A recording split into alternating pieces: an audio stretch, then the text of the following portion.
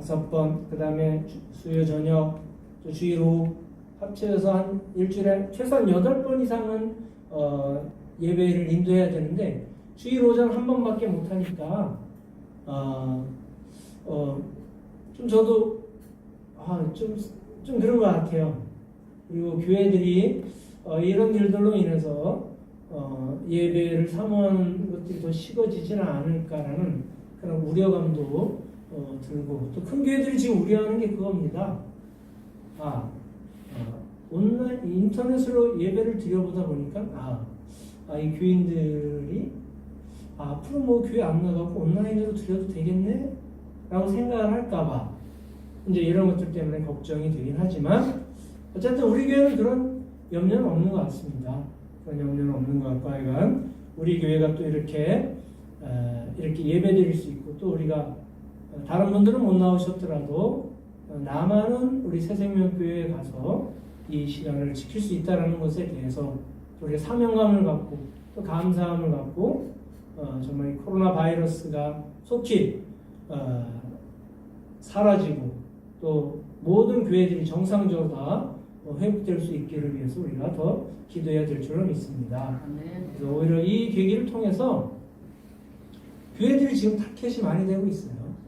그러면 죄 없는 교회들, 우리가 생각하면 여러분 이마트나 뭐 다른 백화점이나 다른 뭐 버스, 뭐 지하철 이런 거 보십시오. 우리보다 더 따닥따닥 붙어서 생활을 하고 있는데 그런 데는 제지하지 않잖아요. 지금 어떻게 보면 교회 탄압의 하나의 방편이에요. 이것들이 보면. 그래서 여러분 우리가 더 정신 바짝 차리고 지혜롭게 우리가 대처해야 될 줄로 믿습니다. 여러분 오늘 본 말씀은 사도 바울이 그러니까 엄청나게 감사하고 있습니다. 감사하고 있어요. 무엇에 대해서 감사하고 있냐? 8절의 말씀을 보니까 너희 믿음이 온 세상에 전파됨이로다 라는 말씀처럼 사도 바울이 지금 감사한 게 뭐냐면, 목회자로서 가장 감사한 게 뭐냐면 너희의 믿음이 전 세계에 좋은 소문이 난 거에 대해서 감사하고 있더라는 거죠. 여기서 너희의 믿음은 누굽니까? 로마 교회의 믿음입니다. 로마입니다. 여러분 로마 교회 성도들, 여러분 로마 교회 성도들, 뭐 예루살렘 성도, 뭐 갈릴리 성도가 아니라 로마의 성도들이에요. 여러분 그냥 성도가 아니라 로마의 성도라고 했을 때 이건 뭔가 우리가 다르게 받아들여야 된다는 거예요. 여러분 로마는 복음을 접하기가 쉽지 않은 상황입니다. 그리고 로마는 복음을 믿었다라고 한다면 죽음을 맞이할 수도 있는 그런 아주 위험한 상황이에요. 여러분 이런 위험한 상황임에도 불구하고 로마 교회에 있는 그 성도들의 믿음이 정말 진실하기 때문에 사도 바울이 그것으로 인해서 지금 너무너무 감사하다는 거죠. 여러분 우리 교회 직분자로서 여러분들은 직분자로서 어떤 것에 대해서 감사하십니까? 여러분 우리 교회에 대해서 이게 중요한 거예요. 우리는 감사한 일이 많겠죠. 근데 우리는 교회 직분자로서 내가 우리 교회에 대해서 감사해야 될 게 뭘까? 우리가 진지하게 다시 한번 생각을 해봐야 됩니다. 여러분 우리가 직분자로서 감사해야 될 것. 여러분 교회가 크면 감사한 걸까? 감사하죠. 그런데 또 다 감사한 게 아니더라는 거예요. 교회가 크다고 해서. 자, 그렇다면 교회가 작다고 해서 감사한 걸까? 또 다 그런 건 아니더라는 거죠. 교회가 작으면 서로 사랑하고 친밀감이 느껴지고 그럴 수 있지만, 그러나 또 이게 너무 가깝다 보니까 서로 흉어물이 이게 너무 드러나게 되는 그런 약점도 또 있더라는 거죠. 저도 뭐 몇천 명 교회 있어 봤지만 몇천 명 교회에서 장례식이 났어요. 그러면 성도님들이 많이 조문을 올 것 같지만 의외로 그렇지 않습니다. 예, 대형 교회 몇천만 교회에서도 장례가 가면 뭐 그 몇천만 교인들 다 와서 조의금 내고 함께 예배 드릴 것 같지만 더 썰렁해요. 왜냐하면 대형 교회는 서로 이런 친밀감이나 교제가 많지가 않아요. 그러다 보니까 기껏해 그 속해 원들 가정 좀 더 뭐 찬양대나 이런 걸 한다더니 그 찬양대의 멤버들 좀 가져. 그거밖에 안 돼. 차라리 몇십 명, 차라리 한 100여 명 되는 교회는 서로 다 아니까 다 오지만 네, 대형 교회는 그렇지가 않더라는 거죠. 큰 교회, 작은 교회 장단점이 다 있더라는 거죠.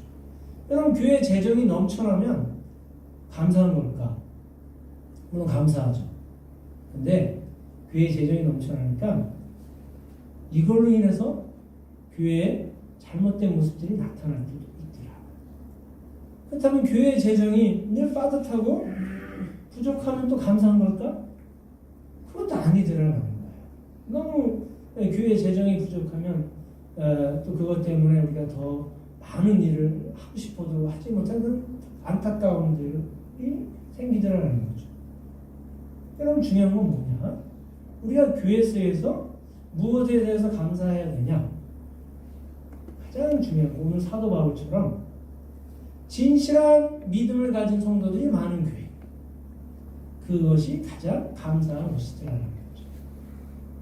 그럼 항상 뭐 제천제일 우리가 말씀드려서 죄송하지만 제천제일이 뭐 1000명이 안 되는 것 같긴 한데 1000명이라고 합시다. 자, 근데 그 교회에서 진실한 믿음을 가진 사람이 한 10명밖에 안 된다 이거예요. 근데 반면에 우리 교회는 뭐 50명도 안 돼요. 근데 우리 교회에 진실한 믿음을 가진 성도님들이 50명이다. 라고 하면 우리 교회가 더 감사한 거다라는 거죠. 여러분 오늘 12절에서도 사도 바울이 고백해요. 너희와 나의 믿음으로 말미암아 피차 아니함을 얻으려 함이니라. 그래서 너희와 나의 믿음으로 말미암아 피차 안위를 받고 싶다는 거죠. 그러니까 여기서 너희의 믿음은 누굴까요? 로마 교회 성도들의 믿음. 그리고 나의 믿음은 누구의 믿음일까요? 네, 목회자인 바울의 믿음. 이것이 서로 피차, 서로 공유되고 서로 마음을 하늘합할 때 마음의 평안함을 얻을 수 있고 정말 행복하고 이게 정말 감사한 거다라고 사도 바울이 고백을 하고 있더라는 거죠. 여러분 그러면서 사도 바울이 로마 교회 성도들에게 오늘 말씀을 보니까 자기의 마음을 알아주기를 간절히 바라고 있어요. 13절에 보니까 내가 여러 번 너희에게 가고자 한 것을 너희가 모르기를 원하지 아니하노니. 여러분 지금 사도 바울은 지금 이스라엘에 있습니다. 예루살렘에. 그리고 지금 로마 교회는 어떻습니까? 대륙이 달라요. 대륙이. 네. 배를 타고 가기도 쉽지 않고 걸어서는 뭐 수십 년까지 아니면 몇 년이 걸리는 그 엄청난 거리예요. 로마는 유럽이고 이스라엘은 지금 아시아 쪽에 치우친 그런 거죠. 가기가 쉽지 않아요. 근데 여러 번 가고자 했지만 여러 가지 사정들 때문에 아직 가지를 못했지만 내가 너희에게 얼마나 가고 싶어 하는지 심지어는 거기 가려고 나중에 주 예수의 신분으로까지 가잖아요. 그래서 나는 로마 신분권을 갖고 있기 때문에 나는 로마 황제의 재판을 받겠다. 그렇게 해서 주 예수의 신분으로 로마까지 가지 않습니까? 복음을 전하려고 사도 바울이 그런 마음을 알아주기를 간절히 바라고 있더라는 거죠. 자, 그러면 이 로마 교회에 왜 그렇게 가고 싶어 했을까요? 그래서 보니까 13절 하반절에 다른 이방인 중에서와 같이 열매를 맺게 하려 함이로다 라고 말씀하고 있습니다. 여러분 중요한 것은 뭐냐? 다 신앙을 가지고 있다고 중요한 게 아니라 열매 맺는 신앙이 중요하다는 거죠. 열매 맺는 신앙. 오늘 우성욱 장로님도 기도하셨는데 그럼 쭉정이 신앙이 있고 또 열매 맺는 신앙이 있다라는 거예요. 여러분, 지금은 다 신앙을 갖고 있어요. 근데 누가 좋은 신앙, 누가 진실한 신앙을 갖고 있는지 알기가 쉽지 않아요. 지금 뭐 열심히 한다고 해서 끝까지 다 열심히 하고 끝까지 버티느냐? 그렇지 않은 경우도 있더라고요. 지금은 보면 정말 신앙이 참 좋았던 것 같아요. 정말 어느 누구보다도 열심히 하고, 그런데 하루아침에 픽픽 쓰러지고, 그런 경우들을 우리가 여러분 신앙생활 수십 년 하면서 많이 보지 않습니까? 여러분, 중요한 것은 뭐냐? 열매를 맺어야 된다는 거죠. 자, 그러면 열매를 맺으려면 어떻게 해야 될까요? 끝까지 가봐야 한다는 거예요. 그죠? 예, 여러분, 열매는 언제 맺습니까? 처음에 씨를 심었어요? 그러면 열심히 거름 주고 열심히 풀 뽑는다고 한여름에 열매가 맺힐까요? 아니에요. 시간이 필요해요. 끝까지 가야 돼요. 가을까지 가야 된다는 거예요. 추수 때까지. 추수 전에는 열매 아무리 걸음을 뭐 많이 주고 그래도 이게 열매가 안 맺히는 거예요. 열매는 끝까지 가야 되는 거예요. 추수 때까지. 한여름에 뭐 뜨거운 땡볕에 열심히 풀을 뽑았어요. 그런다고 열매가 맺히느냐? 그렇지 않다라는 거죠. 중간에 풍랑도 만나고 가뭄도 겪게 되고 또 때로는 갑자기 추위도 올 수 있고 그런 거죠. 이 모든 것을 이겨내야 추수 때까지 갔을 때에 열매가 맺혀진다라는 것입니다. 여러분, 그렇다면 오늘 이 자리에 앉아 있는 나는 정말 믿음이 좋은 사람인가? 여러분 어떠신가요? 지금 열매를 맺으셨나요? 아직은 모른다는 거예요. 끝까지 가봐야 한다는 거죠. 여러분, 중요한 것은 시간이 흐른다고 그렇다고 또 끝까지 간다고 좋은 열매를 맺느냐? 그게 아니더라는 거예요. 여러분, 누구나 다 열매를 맺긴 하는데 중요한 것은 끝에 꽉 찬 알곡 열매를 맺느냐 아니면 쭉정이 열매를 맺느냐, 이게 결정이 된다는 거죠. 여러분, 풀도 한여름에 풀도 뽑지 않았어요. 거름도 주지 않고 비료도 주지 않고 그랬어요. 수고해서 물도 주지 않고 관리를 게으르게 했어요. 근데 간신히 가을까지 갔어요. 열매가 맺혀지는 것 같은데 만져보면 텅텅 빈 쭉정이 그런 것들도 우리가 여러 가지 농사를 지면서 볼 수 있다는 거죠. 우리 신앙도 마찬가지예요. 열심히 거름 주고 풀도 뽑아야 돼요. 우리 내면에 있는 풀과 같은 거, 잡풀과 같은 거, 개인적인 어떤 성격, 고집, 욕심, 이런 것들 우리가 자꾸 신앙의 잡풀들을 우리가 뽑아내야 되는데 뽑지도 않아요. 그리고 우리가 신앙에 비료도 주고 거름도 줘야 돼요. 열심히 기도하고 말씀도 보고 예배도 열심히 소중히 참여하고 그래야 되는데 우리가 그렇게 하지 않고 간신히 갔어요. 간신히 그냥 내 고집대로 내 욕심대로 기도도 하지도 않고 예배도 소중히 여기지 않고 헌신도 하지 않고 간신히 끝까지 갔어요. 근데 끝까지 갔는데 어떻게 될까요? 우리의 열매는 축정이 밖에 맺을 수가 없다라는 것입니다. 여러분, 그렇다면 우리가 열매가 꽉 찬 신앙생활의 비결은 뭘까요? 가장 좋은 걸음, 가장 좋은 비료, 나의 어떤 인간적인 고집, 욕심, 욕망, 이런 것들을 다 제거하고 내 속에 꽉 찬 열매를 맺을 수 있는 그런 신앙을 가질 수 있는 비결은 뭘까요? 오직 단 하나밖에 없다는 거죠. 그게 뭐냐? 복음밖에 없다는 겁니다. 여러분, 오늘 16절에 보니까 16절 우리 다 같이 16절 한 절만 우리 다 같이 한 목소리로 함께 읽겠습니다. 시작. 내가 복음을 부끄러워하지 아니하노니 이 복음은 모든 믿는 자에게 구원을 주시는 하나님의 능력이 됩니다. 먼저는 유대인에게요, 그리고 헬라인에게로다. 아멘. 그렇죠. 중반절에 보니까 복음은 모든 믿는 자에게 구원을 주시는 하나님의 능력이 됩니다. 할렐루야. 아멘. 그렇죠. 모든 믿는 사람들에게 하나님의 능력, 꽉 찬 그런 열매를 맺을 수 있는 비결은 뭐냐? 복음밖에 없다는 거예요. 복음. 오직 복음밖에. 다른 우리의 어떤 인간적인 노력, 열망 이런 것으로는 되지 않는다는 거예요.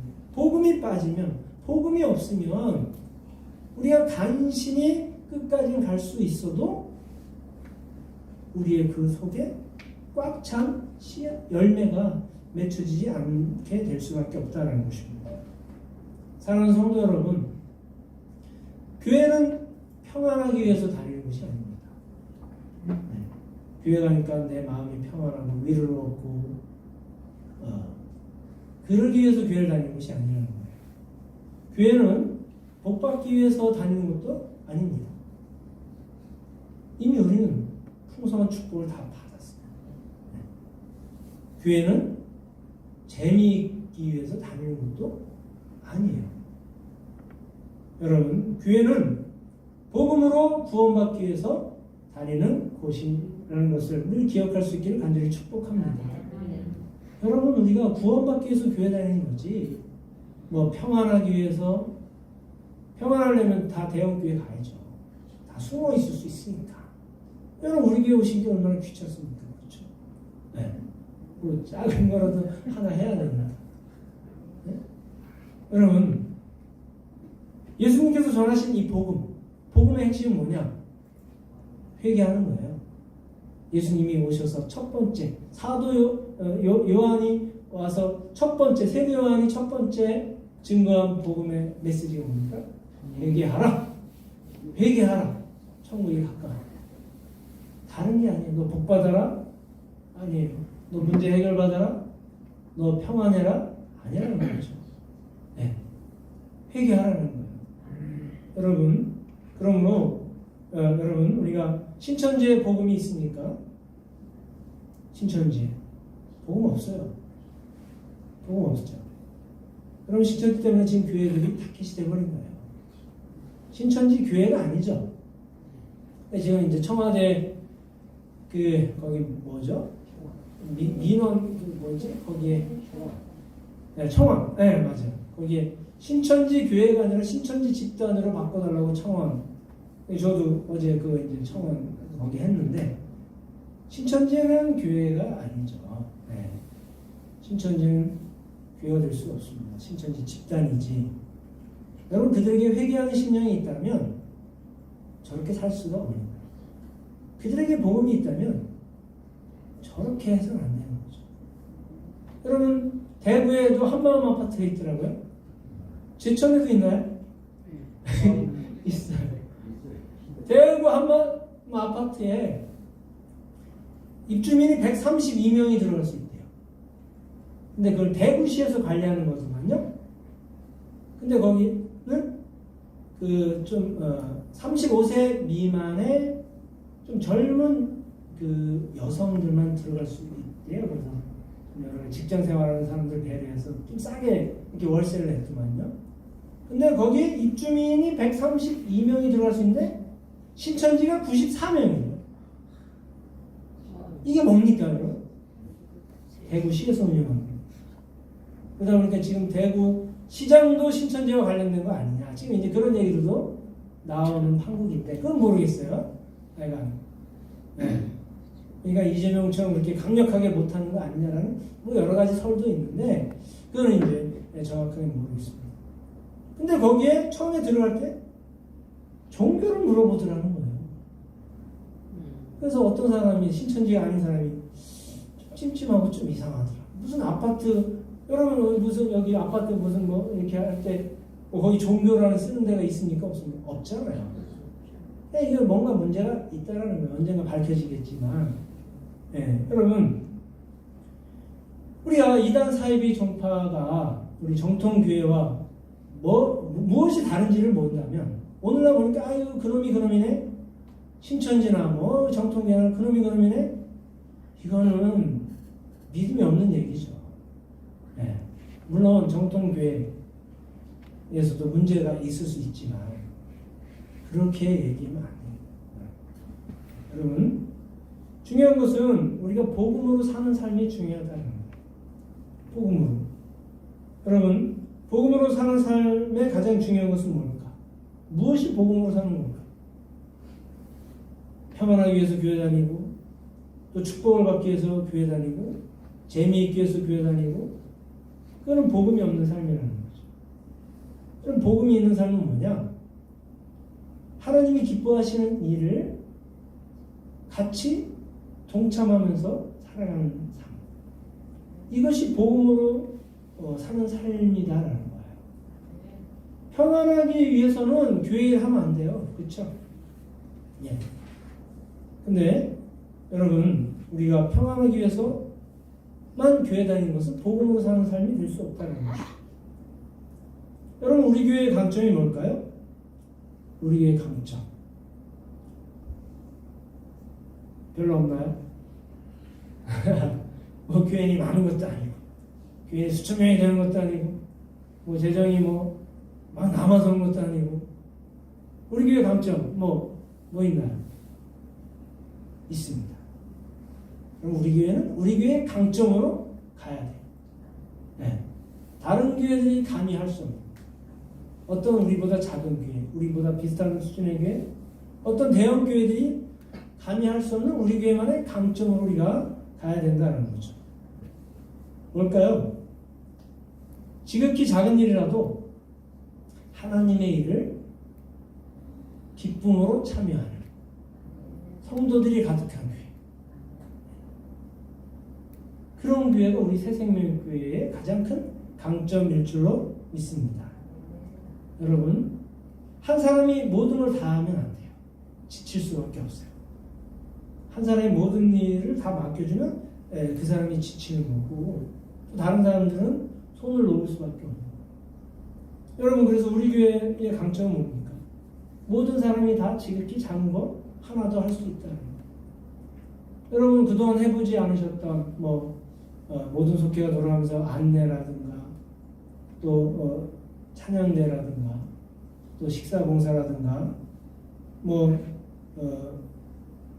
성경 봉독이라든가 여러분 이거 우리 교회의 가장 큰 강점이고 가장 큰 축복이라고 여러분들 받아들이실 수 있기를 간절히 소망합니다. 네. 여러분 이것들을 우리가 기쁨으로 할 수 있어요. 여러분 우리가 언제 이 땅에서 우리가 언제 찬양대 서보겠습니까? 언제 우리가 다 안내위원 해보겠어요? 대형 교회들도 안내위원들이 늘 고정이에요. 네. 어떤 교회는 하여간 제가 경험했던 교회인데 그 안내위원들이 거기에 이제 팀이 있어요. 거기 아무도 안 받아요. 누가 하고 싶다 그래도 아무도 안 받고 그들만의 그 틀이 있어요. 네. 그 안내위원은 몇십 년 그 안내위원만 한 거예요. 젊었을 때부터 지금 한 70, 그때 그 권사님도 70이 넘으셨고 이게 하나의 그룹이 돼버렸어요. 그러니까 누군가 안내위원 하고 싶어 할 수도 없고 여러분 안내위원 아무나 해보느냐? 찬양대, 찬양단, 교회 청소 아무나 다 해보느냐? 할 수가 없는 거예요. 그리고 여러분들 항상 감사함으로 기쁨으로 이 모든 일에 참여하셨으면 좋겠습니다. 여러분 보면 어느 단체는 늘 2대8 법칙이 있어요. 2대8. 네. 뭐냐면 어떤 단체는 2명이 8명을 먹여 살린다는 거예요. 네. 2명이. 이 나라의 민족도 그렇죠. 20%가 나라 민족이 이끌어가고 나머지 80% 그냥 따라가는 거. 여러분 어떤 단체 가보십시오. 어떤 단체도 항상 이 20%가 나머지 군중과 같이 그냥 딸려가는 이 80%가 여기 20%에 그냥 묻어가게 돼 있어요. 근데 우리 교회는 또 하나님이 원하시는 건 그게 아니라는 거죠. 10명이 있을 때 2명만 앞장서서 하는 게 아니라 10명이 다 일을 나눠서 지극히 작은 거 하나라도 그게 다 하나님의 일이잖아요. 그렇죠? 하나님의 일을 2명만 하면 안 되는 거잖아요. 네. 네. 그렇기 때문에 여러분 우리 새생명교회의 가장 큰 강점은 뭐냐? 바로 10명이 다 우리 교회 모두가 다 지극히 작은 거 하나라도 하나님의 일을 기쁨으로 할 수 있다는 것. 이것이 우리 교회의 가장 큰 강점인 줄 믿습니다. 아멘. 그런 교회가 건강한 교회고 그런 교회가 희망이 있는 교회라는 거예요. 지금 교회가 뭐 대형 교회고 뭐 그게 희망이 있고 없고가 아니라는 거예요. 이 사도 바울이 로마 교회 성도들 보면서 너무너무 행복했어요. 그 어렵고 힘든 상황들 속에서도 그 모든 어려움들을 이기고 끝까지 알고 신앙인이 되어가는. 그래서 모두가 서로 때문에 서로의 믿음 때문에 서로의 불신앙들 때문에 힘들고 어려운 게 아니라 서로의 믿음 때문에 안위함을 너무너무 평안하고 행복하고 너무너무 기쁘다라는 이런 사도 바울의 고백이 우리 새생명교회 가운데도 넘쳐날 수 있을 줄로 믿습니다. 사랑하는 성도 여러분, 평안은 언제 오느냐? 고난을 이겨냈을 때 평안이 온다는 거죠. 여러분 눈물 젖은 빵이 더 맛있다며요? 눈물 젖은 빵이. 네. 고생해서 눈물 흘려서 벌어서 사 먹은 그 빵이 맛있다는 거죠. 여러분 복음은 언제 오냐? 우리에게 구원의 기쁜 소식은 언제 왔냐? 예수님의 고난 이후에 왔다라는 거예요. 여러분 그러므로 우리가 복음을 부끄러워하지 않는 복음을 자랑스러워하는 그러한 교회가 되기를 간절히 소망합니다. 어떤 삶이 복음을 부끄러워하는 신앙이냐? 평안하게 신앙생활하려고 하는 사람이 복음을 부끄러워하는 모습입니다. 그러나 이 사도 바울은 어떻습니까? 순교하기까지 복음을 자랑스럽게 합니다. 때로는 고난과 역경 속에서도 끝까지 인내하고 승리해서 이 사도 바울을 통해서 오늘날 복음이 오늘 이 자리에 앉아있는 우리에게까지 왔음을 늘 기억하면서 우리 새생명교회가 복음을 자랑하는 교회, 어떠한 어려움에도 흔들리지 않고 굳건히 서 있는 우리 귀한 성도님들 때문에 정말 우리 새생명교회가 이 제천의 희망이 될 수 있기를 주님의 이름으로 간절히 축원합니다. 아멘. 오늘 말씀 기억하면서 우리 함께 합심하여 기도합시다.